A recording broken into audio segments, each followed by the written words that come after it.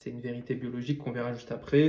C'est notamment illustré physiquement par la myéline, qui est une couche de graisse fine qui s'attache à nos synapses et qui renforce les liens électriques entre nos neurones. Voilà, je prends un peu d'avance.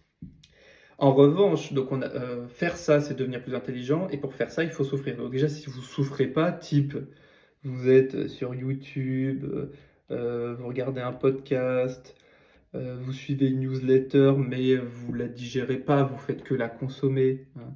C'est toujours pareil, parce que là, les exemples que je vous donne, avec une bonne digestion, ça apprend toujours quelque chose. C'est juste que la plupart des gens ne digèrent pas, ils font que consommer, consommer, consommer.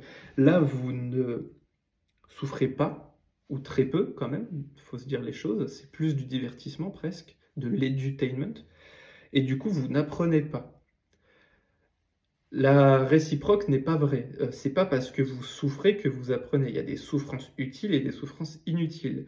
Ici, on apprend à faire de la souffrance utile qui va développer notre business et développer même notre vie de manière générale. Donc voilà, petit rappel sur ce que Robert Bjork dit. Si tu souffres pas, tu n'apprends pas. Voilà. J'espère que j'ai été clair. La taxonomie de Bloom, elle est claire. Ce défi, c'est les 6 niveaux de pensée. Je vais directement passer au graphique, c'est toujours le plus simple. Donc c'est Bloom dans les années 1900. Est-ce que j'ai peut-être pas mis j'ai pas mis la date dans ce cours-là. 1956 de mémoire, je sais plus si c'est ça.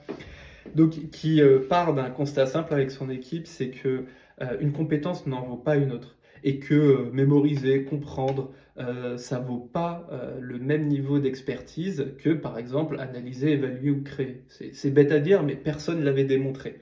Donc il l'a démontré, et donc on sait maintenant qu'il n'y a que 6 niveaux de pensée par lesquels on peut passer.